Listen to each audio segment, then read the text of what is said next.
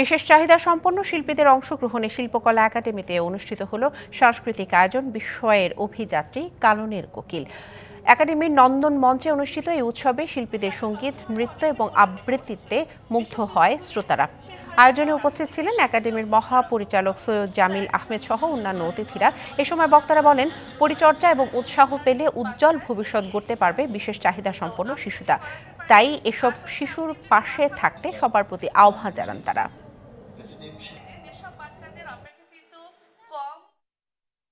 কত স্বপ্ন ছিল বুকের ভেতর তোমায় নিয়ে মাগো, সেই স্বপ্নগুলো থমকে আছে, তুমি এসে দেখো।